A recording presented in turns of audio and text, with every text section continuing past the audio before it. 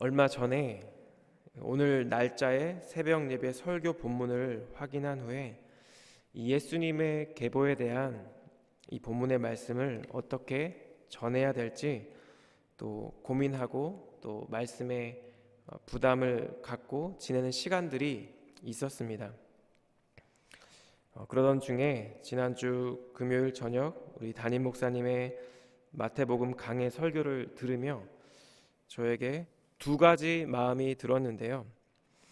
첫 번째는 마태복음에 대해서 더 명확하고 명쾌하게 또 이해하고 또 더불어 이 말씀의 은혜를 풍성하게 경험할 수 있어서 너무나 감사하고 또 은혜가 풍성한 그런 마음이 드는 한편, 또 동일한 오늘 본문의 이 말씀을, 이 설교를 어떻게 준비해야 되나 그런 걱정이 들기도 했습니다. 그런데 얼마 전 어제 우리 담임 목사님과 통화를 하던 중에 제가 이제 저의 이런 고민을 말씀드리게 되었는데, 하나님께서 또 오늘 새로운 은혜를 부어주실 것이라는 목사님 말씀이 개인적으로 제게 큰 위로와 또 격려가 되었습니다. 오늘 저희 모두에게 하나님께서 새로운 하루를 시작하신 것처럼 또 허락하신 것처럼 하나님께서 새롭게 부어주실 그 주님의 은혜를 기대하며 또 이 시간 예수님의 족보에 대한 이 본문의 말씀을 우리가 함께 나눌 때 주님이 예비하신 또 새롭게 부어주실 하나님의 크신 은혜가 저희 각 예배드리는 모든 분들에게 임하게 되는 그런 복된 시간 되기를 우리 주님 이름으로 축복합니다. 저는 세 가지 교훈을 함께 나누고 싶은데요.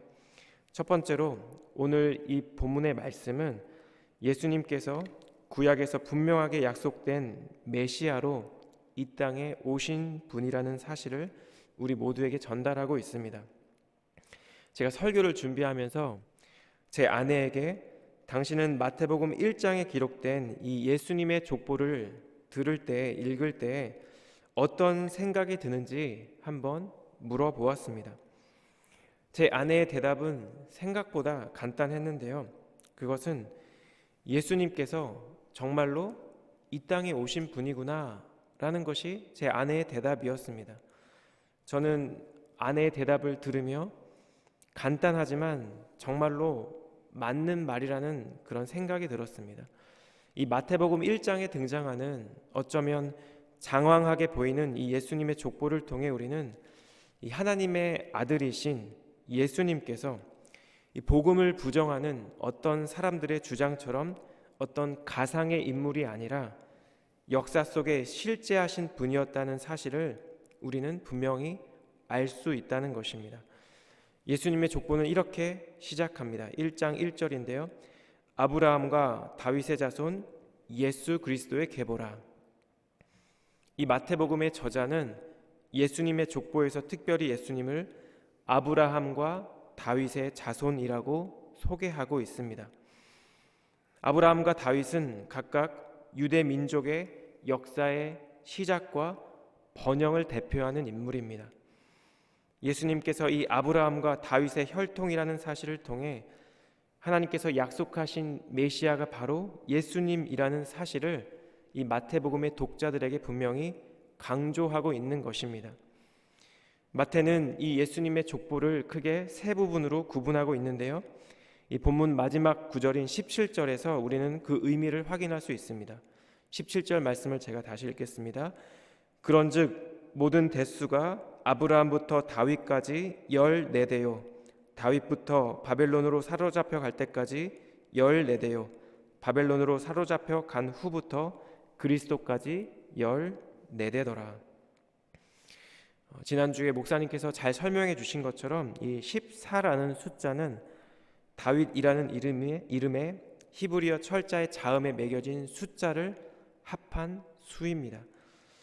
따라서 마태는 아브라함과 다윗의 혈통으로 오신 예수님께서 바로 메시아라는 사실을 아주 분명하게 저희에게 강조하는 동시에 하나님께서 아브라함과 또 다윗에게 주신 이 약속의 성취가 바로 예수님이라는 사실을 분명하게 선언하고 있는 것입니다. 이 창세기 12장에는 저희가 아는 것처럼 하나님께서 아브라함에게 나타나셔서 그의 후손을 통해 이 세상 모든 민족이 복을 받게 될 것이라고 약속하시는 그런 장면이 등장합니다. 또 사무엘상 7장에서도 하나님께서는 이 다윗의 보좌가 영원히 견고하게 될 것이라고 약속하신 바 있습니다. 하나님께서 아브라함과 다윗에게 하신 이 놀라운 약속이 하나님의 때에 예수님으로 인해 온전히 성취가 되었다는 것입니다. 예수님께서 아브라함의 자손으로 그리고 다윗의 자손으로 하나님께서 이 땅에 보내신 메시아라는 사실을 받아들이고 믿는 사람은 누구든지 아브라함이 받는 복을 함께 받아 누릴 수 있는 것이며 참된 왕으로 오신 예수님의 의로운 통치를 경험할 수 있다는 것입니다. 아브라함과 다윗의 자손으로 2000년 전 이 땅에 오신 예수님께서 지금 나의 삶 가운데 나의 삶 속에서 함께 하시고 나와 동행하시며 나의 삶을 인도하신다는 그 사실을 기억하며 아브라함과 같이 복의 통로로 또 복의 근원으로 그리고 다윗과 같이 이 세상 가운데 참된 하나님의 나라를 세워가는 우리 사랑하는 하누리 교회 모든 성도님들의 오늘 하루의 삶이 되기를 우리 주님 이름으로 축복합니다. 두 번째로 이 마태복음 1장에 기록된 이 예수님의 족보를 통해 우리는 죄인을 구원하기 원하시는 하나님 아버지의 마음을 깨달을 수 있습니다. 이 마태복음이 기록될 당시인 주 1세기 당시 시대적 이 상황 가운데 여성은 여전히 남편의 권위 아래에 있는 그런 존재였습니다. 그렇기 때문에 통상적으로 족보에는 여성을 포함시키지 않았습니다. 그런데 예수님의 족보에는 예수님의 어머니인 마리아 외에 무려 4명의 여인들이 등장합니다. 그들은 사라나 리브가, 라헬과 같은 유대인이 아니라 당시 유대인들에게 경멸의 대상이었던 이방 여인이거나 수치스러운 경험을 했던 여인들이었습니다. 3절에 등장하는 다말은 시아버지인 유다와 동침해서 아들을 낳은 여인이고 또 5절의 라합은 여리고성의 창기였던 여인이었습니다. 밧세바 또한 원래 이방인인 우리아의 아내였는데 나중에 다윗의 아내가 된 여인이며 룻은 하나님의 총회에 들지 못한다는 저주를 받은 모압 여인이었습니다. 사실 예수님의 족보에 기록된 이 여인들은 그 당시 그냥 일반적인 유대인 가문의 족보에도 포함되기 어려운 그런 사람들이었습니다. 이들은 이방 여인이거나 부도덕한 성관계를 가진 여인들이었지만 그들 모두는 메시아로 이 땅에 오신 예수님의 족보에 기록된 것입니다. 그렇다면 마태가 이러한 여인들을 예수님의 족보에 의도적으로 첨가한 이유가 무엇일까요? 저는 그 이유 중에 하나가 예수님께서 이 땅에 오신 참된 이유가 무엇인지, 곧 메시아 되시는 예수님께서 이 세상 가운데 소외되고 상처받은 자들을 위해 오셨다는 사실을 저자 마태가 강조하고 있는 것이 아닐까, 그런 묵상이 되었습니다. 남자와 여자의 차이, 유대인과 이방인의 장벽, 그리고 궁극적으로 죄의 권세를 넘어 예수님을 메시아로 믿는 모든 자들을 위해 바로 우리 주님께서 이 땅에 오셨다는 사실을 지금 예수님의 족보를 통해 우리에게 전달하고 있는 것입니다. 한국의 We Love이라는 워십 찬양팀의 찬양 중에 시간을 뚫고라는 그런 찬양이 있습니다. 그 찬양의 첫 단락 소절이 이렇습니다. 당신은 시간을 뚫고 이 땅 가운데 오셨네. 우리 없는 하늘을 원치 않아 우리 삶에 오셨네. 자신의 평안 버리고 우리에게 평안 주셨네.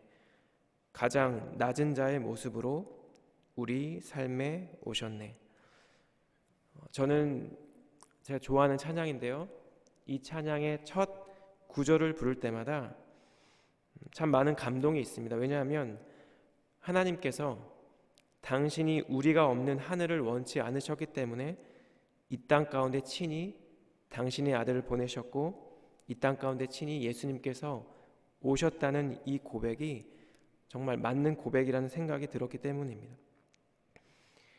우리가 없는 하나님의 나라를 원치 않으셨기 때문에 당신이 직접 육신의 몸을 입고 우리를 위해 이 땅에 오셨다는 것입니다.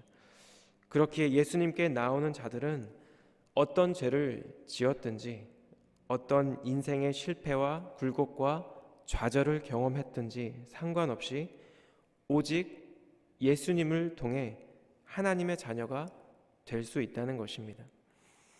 이 예수님의 족보에 이렇게 절절하게 흐르고 있는 연약하고 죄 많은 우리를 위해 우리에게 친히 내려오신 예수 그리스도의 사랑과 또 그 겸손의 마음이 이 시간 하나님을 예배하는 저희 모든 성도님들께 풍성하게 임하게 되기를 우리 주님 이름으로 축복합니다. 마지막으로 마태복음에 기록된 이 예수님의 족보를 통해 우리는 모든 인류를 구원하기 위한 하나님의 섭리와 또한 역사하심을 깨닫게 됩니다. 이 마태복음 1장에 기록되어 있는 예수님의 족보에는 아브라함부터 시작해 예수님까지 수많은 인물들이 등장합니다. 그런데 이렇게 우리 주님의 족보에 등장하는 인물들을 저희가 가만히 살펴보면 하나님의 말씀을 대적했던 유대의 악한 왕들도 기록되어 있다는 것을 저희가 알 수 있습니다. 유대인들에게 믿음의 조상으로 또한 민족의 시작이자 뿌리로 여겨지는 아브라함 역시 사라를 자신의 누이라고 거짓말했을 뿐만 아니라 아들을 주시겠다고 지속적으로 약속하시는 하나님의 말씀을 때로는 온전히 신뢰하지 못할 때도 있었던 그런 사람이었습니다. 창세기 17장에는 아브라함의 아내 사라를 통해 분명히 아들을 주실 것이라는 하나님의 말씀에 대한 아브라함의 다소 솔직한 반응이 언급되고 있는데요. 창세기 17장 17절과 18절 말씀입니다. 아브라함이 엎드려 웃으며 마음속으로 이르되 100세 된 사람이 어찌 자식을 낳을까? 사라는 90세니 어찌 출산하리요 하고 아브라함이 이에 하나님께 아뢰되 이스마엘이나 하나님 앞에 살기를 원하나이다. 유대인들의 믿음의 조상이라고 일컬어졌던 아브라함도 하나님의 약속을 기다리는 오랜 시간 가운데 때로는 현실과 타협하며 그저 사라의 여종 하갈을 통해 당시의 관습에 따라 낳은 이스마엘이나 하나님 앞에서 잘 되기를 구했던 것입니다. 이스라엘 왕국의 최전성기를 이끌었던 다윗에 대한 오늘 본문의 기록은 다음과 같습니다. 6절 하반부인데요. 다윗은 우리아의 아내에게서 솔로몬을 낳고 6절 하반부부터 시작되는 예수님의 계보 두 번째 단락은 다윗이 밧세바를 통해 솔로몬을 낳았다는 기록으로 시작됩니다. 그런데 특이한 점은 밧세바 또한 이방 여인이지만 앞서 언급된 세 여인들과는 다르게 이름이 명시되지 않고 우리아의 아내라고 표현되어 있다는 것입니다. 이것은 이 여인의 궁극적인 긍정적인 역할보다는 다윗의 간음 사건을 암시하는 듯한 그런 뉘앙스를 우리 독자들에게 전달하고 있습니다. 그리고 실제로 이 사건을 시작으로 이스라엘 역사는 내리막길로 접어들게 되었고 마침내 다윗 왕국 역시 몰락의 길을 걷게 되었습니다. 이처럼 이 땅에 메시아로 오신 예수님의 족보에는 하나님을 대적했던 악한 왕들뿐만 아니라 모든 유대인들의 사랑과 존경을 받았음에도 각자의 인생에서 때로는 실수하고 때로는 넘어지며 완전하지 못했던 인생을 살았던 아브라함과 다윗이 기록되어 있는 것입니다. 인간이라는 존재가 갖는 죄된 본성과 존재의 유한함에도 불구하고 하나님께서는 우리 주님의 선하신 뜻대로 아브라함과 다윗에게 약속하셨고, 우리 주님의 신실하심을 따라 이스라엘 역사 가운데 개입하셔서 하나님의 뜻을, 하나님의 약속을 성취하신다는 것을 예수님의 족보가 우리에게 전달하고 있다는 묵상이 되었습니다. 하나님께서 허락해 주신 저희의 삶의 현장에서 우리가 우리의 모습을 돌이켜 볼 때 때로는 우리 안에 발견되는 연약함과 여전히 살아 꿈틀거리는 죄된 본성에 절망할 때가 있는 것이 사실입니다. 하나님께서 어디에 계신지, 주님께서는 과연 정말 일하고 계신지 의문이 들 때도 있습니다. 1년 가까이 지속되어 온 이 코비드 팬데믹으로 인해 수많은 사람들이 목숨을 잃고 큰 고통을 겪는 것을 지켜보며 때로는 무력감을 갖는 것이 사실입니다.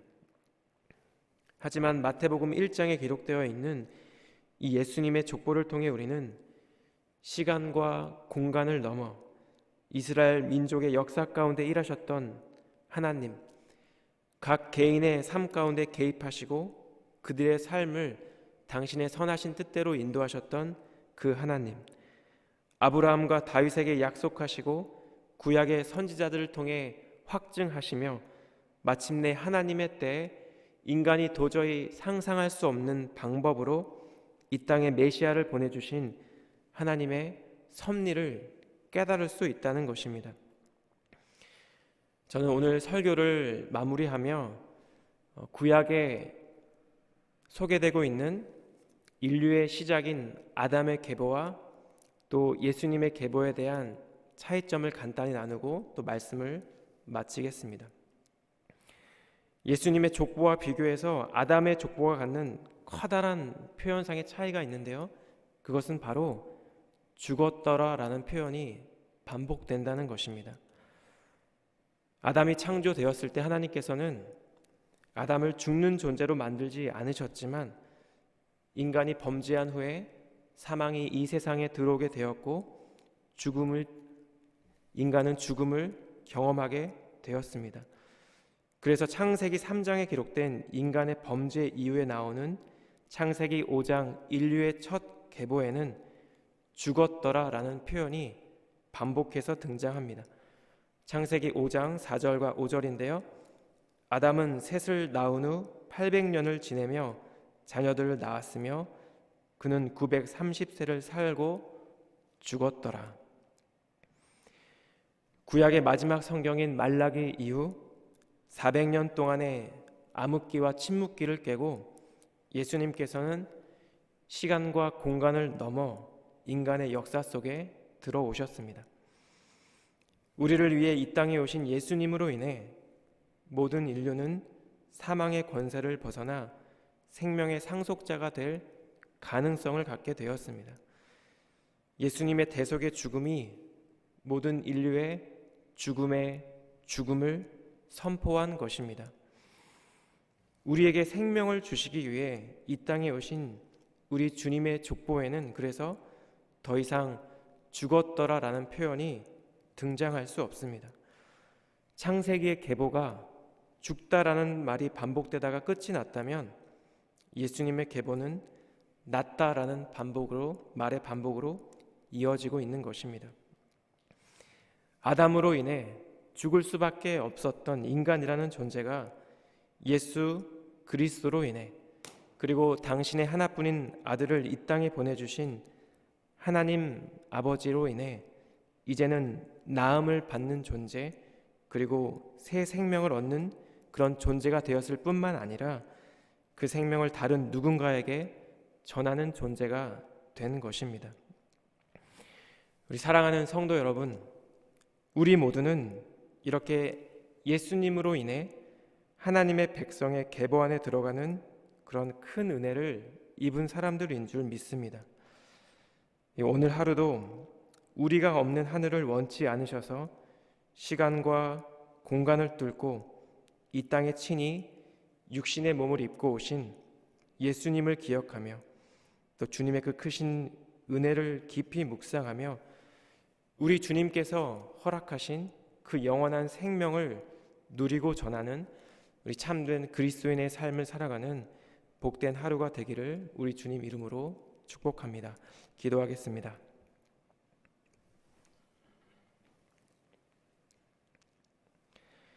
하나님 아버지, 우리 힘으로는 도저히 하나님께 나아갈 수 없는 죄 많고 연약한 우리를 위해 친히 당신의 아들을 이 땅에 메시아로 보내주셔서 감사드립니다.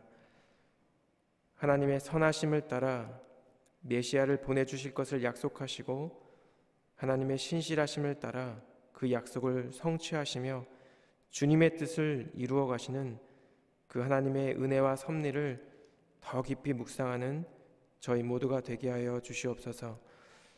하나님, 함께 나눈 이 말씀을 통해 우리를 향하신 주님의 그 크신 사랑을 더욱더 깊이 깨닫게 하여 주시고 그 사랑과 은혜를 누릴 뿐만 아니라 이 세상 가운데 그 주님 마음을 전하는 오늘 하루의 삶이 되게 하여 주시옵소서. 시간과 공간을 넘어 2000년 전 이 땅에 육신의 몸을 입고 오신 예수 그리스도께서 지금도 여전히 성령 하나님을 통해 우리 안에 그리고 이 공동체 안에 함께 하시며 우리를 인도하시는 그 신실하신 주님을 더 깊이 경험하는 오늘 하루의 삶이 되게 하여 주시옵소서. 주님께 고백드린 이 모든 기도의 제목 가운데 신실하게 행하실 주님을 찬양하고 감사드리며 예수님 이름으로 기도드렸습니다. 아멘.